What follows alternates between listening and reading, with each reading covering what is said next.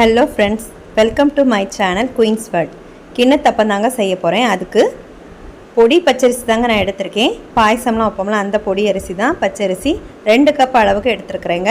எடுத்து நல்லா களைஞ்சிக்கலாம். ஒரு 3 வாட்டி நல்லா களைஞ்சிக்கிட்டு ஒரு 5 இல்லைன்னா 6 மணி நேரம் ஊற விட்டுறலாங்க. எவ்வளோ நேரத்துக்கு ஊறுதோ அந்த அளவுக்கு மாவு சீக்கிரமாக மசியாக அரைஞ்சி கிடைக்கும். அதுக்காகத்தான் இப்போ நான் ஒரு 5 மணி நேரம் ஊற போட்டு எடுத்து வச்சாச்சுங்க. கிரைண்டரில் ஏற்கனவே நான் மாவு அரைச்சி வலிச்சிருந்தேன். அது கூட தான் இப்போ நான் அதை வந்து அரைய போடுறேங்க. இப்போ இதை நல்லா கழுவி அரைய போட்டுடலாங்க.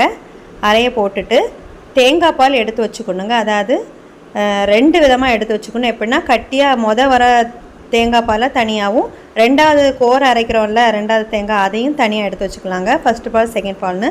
இப்போ நம்ம வந்து செகண்ட் பாலை தான் இந்த அரைக்கிறது கூட ஊற்றுறோம். தண்ணி எதுவுமே சேர்க்க வேண்டாம். அரைக்க பச்சரிசி கூட தேங்காய் பாலை ஊற்றியே அரைச்சிடலாங்க.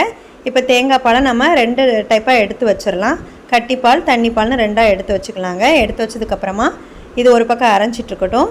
இன்னொரு சைடு ஒரு பாத்திரத்தில் 3 முட்டை உடச்சி ஊற்றிக்கிறாங்க. 3 முட்டையை உடச்சி ஊற்றி நல்லா கலக்கினதுக்கப்புறமா அதை வந்து நம்ம அரைஞ்சிட்ருக்கு பார்த்திங்களா பச்சரிசி, அது கூட கொஞ்சம் கொஞ்சமாக சேர்த்து இந்த மாதிரி ஒதுக்கி ஒதுக்கி விட்டு அரைய விட்டுறலாங்க. எல்லாம் சேர்ந்து நல்லா மசியை அரைஞ்சி வரட்டும். ரொம்ப தண்ணி சேர்த்துற வேண்டாங்க, தண்ணியே ஊற்ற வேண்டாம். மேக்ஸிமம் தேங்காய் பால்லே அரைச்சி எடுத்து அவ்வளோ டேஸ்ட்டாக இருக்குங்க. சரி, இப்போ எல்லாம் அரைச்சி வழித்து எடுத்தாச்சுங்க. மிச்சம் இருக்கிறோடைய தேங்காய் பால் எல்லாத்தையுமே நான் ஊற்றிடுறேன். எல்லாத்தையும் ஊற்றி நல்லா மிக்ஸ் பண்ணி விட்டுக்கலாம். நல்லா மிக்ஸ் பண்ணி விட்டதுக்கப்புறமா ஒரு சல்லடை வச்சு நல்லா அரைச்சி எடுத்துக்கலாங்க. எவ்வளோத்துக்கு க்ளீனாக அரிக்கிறோமோ அந்த அளவுக்கு கிண்ணத்தப்பம் வந்து ரொம்ப டேஸ்ட்டாகவும் கட்டிகள் தட்டாமல் நீட்டாகவும் இருக்குங்க. அதுக்காகத்தான் நான் ஃபஸ்ட்டு ஒரு அரிப்பில் அரைச்சிட்டு அதுக்கப்புறம் ரொம்ப நைஸ் அரிப்பு இருக்குது, அதுலேயும் நான் அரைச்சி எடுத்து வச்சாச்சுங்க. இந்த பாருங்கள், எல்லாம் அரைச்சி எடுத்து வச்சாச்சு. இப்போ சீனி போட்டுக்கலாங்க. நான் வந்து 3 கப் அளவுக்கு சீனி போட்டிருக்கேங்க. உங்களுக்கு இனிப்பு காணாதுன்னா நீங்கள் கொஞ்சம் கூட டேஸ்ட் பார்த்துக்கிட்டு போட்டுக்கலாம்.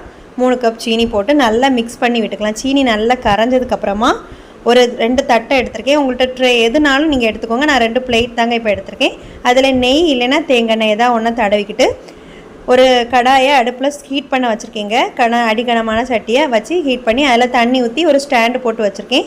இப்போ அதுக்கு மேலே நம்ம நெய் தடவின தட்டத்தை வச்சு இந்த தேங்காய் பால் இந்த பச்சரிசி அரைச்சி வச்சுருக்கோம் இல்லையா, அதை நல்லா ஒரு 3-4 கரண்டி ஊற்றி விட்டுக்கலாங்க. ஊற்றுனதுக்கப்புறமா மூடி வச்சிடலாங்க. அந்த ஆவிலே அது நல்லா வெந்துடும்.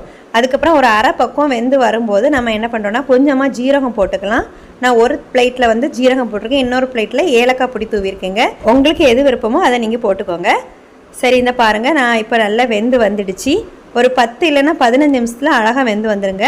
இப்போ நான் இதை எடுத்துகிட்டு ஆறுனதுக்கப்புறமா பீஸ் போட்டு எடுத்து காட்டுறேன். பாருங்கள், செம்ம டேஸ்ட்டாக இருந்துச்சு. நீங்களும் ட்ரை பண்ணி பாருங்கள். வீடியோ பிடிச்சா லைக் பண்ணுங்கள், சேனலை சப்ஸ்கிரைப் பண்ணுங்கள். Okay friends, thank you.